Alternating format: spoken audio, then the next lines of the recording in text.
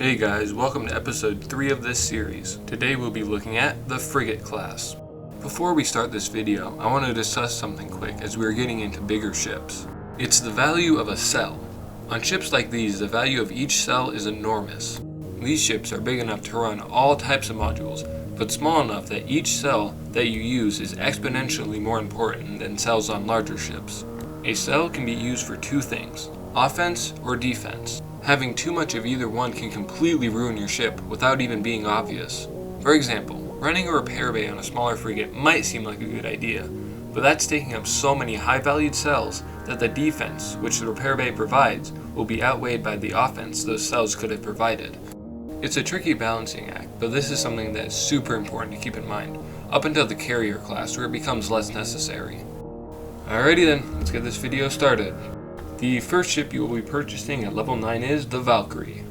This ship is great and can carry you all the way to the Rapier. It has a ballistic damage bonus, so we will definitely be running Vulcan turrets on it.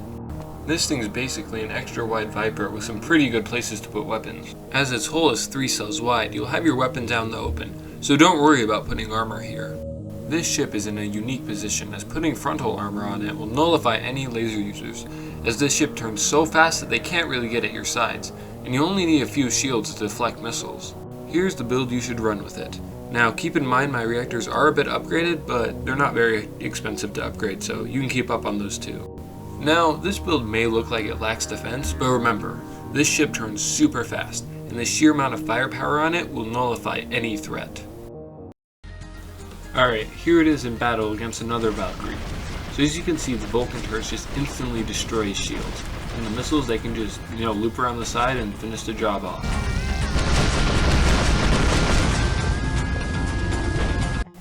Alright, so this battle right here is an example of it going up against the laser ship.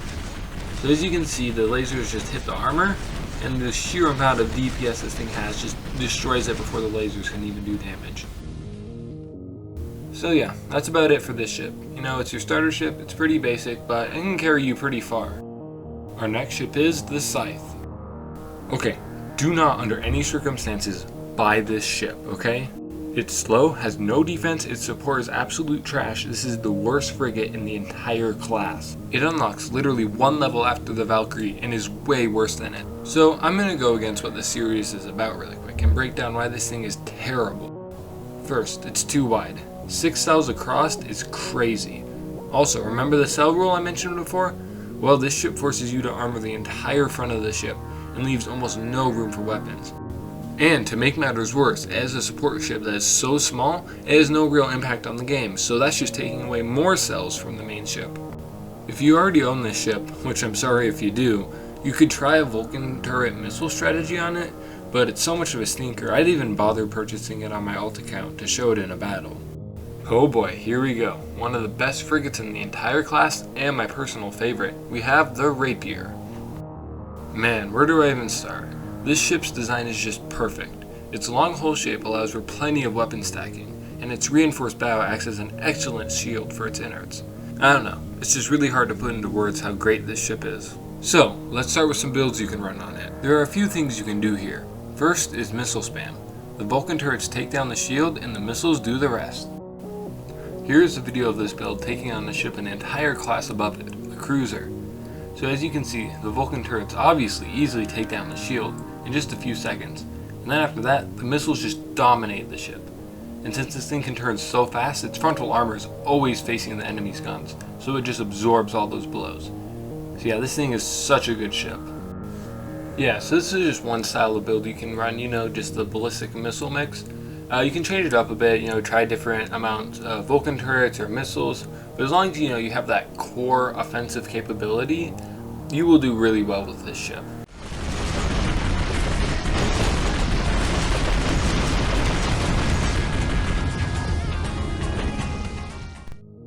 Now this next build I'll give you is more of a niche one, it will not work every time, but it's pretty fun to try out.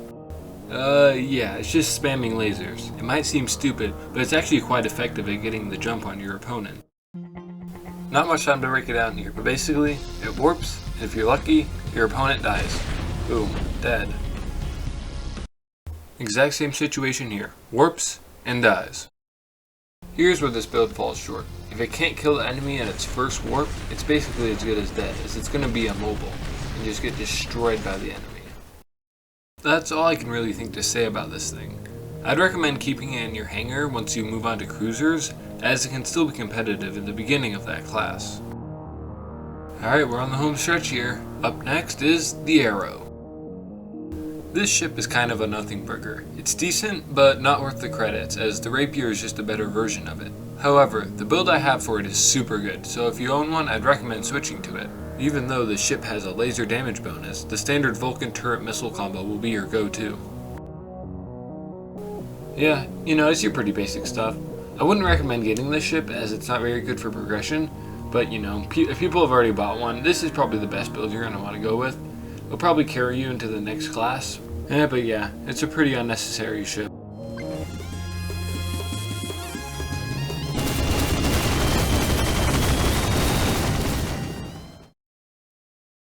Yeah, this is just another basic ship. It's unnecessary for progression, but it's a fun one to play with. You could buy it as a substitute for the Hammerhead, but I wouldn't recommend it. Here we are at our final ship. This one is a classic. It's the Hammerhead. This ship is unlocked at level 15 and is the final push into the cruiser class. Despite the strange hull shape, as wider ships do draw more fire and have less room for weapons, this ship surprisingly performs well, as its ability to fit multiple turrets and missiles while providing them a wall of protection gives it an edge over other ships in its class. And yeah, it's about the same build as you'd expect. This early on, the Vulcan turret and missile combo is nearly unrivaled, so like 90% of the builds will use these two. An interesting thing here is that I put the Vulcan turrets on the outside of the ship. This is because most of the enemy fire will be drawn to those central armor cells, so the Vulcan turrets can kind of do their things without being damaged too much. Alright, so you're in a battle.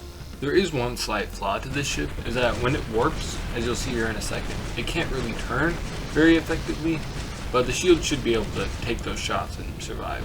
And the raw DPS on this thing is insane, so it can take a lot of hits and survive.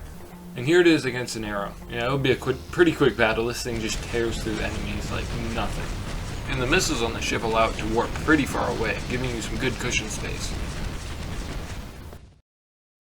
You can run other builds on this thing too. You can beef up its front with some 2x2 armor and run missiles or laser turrets, or just try some pure laser spam like on the Rapier.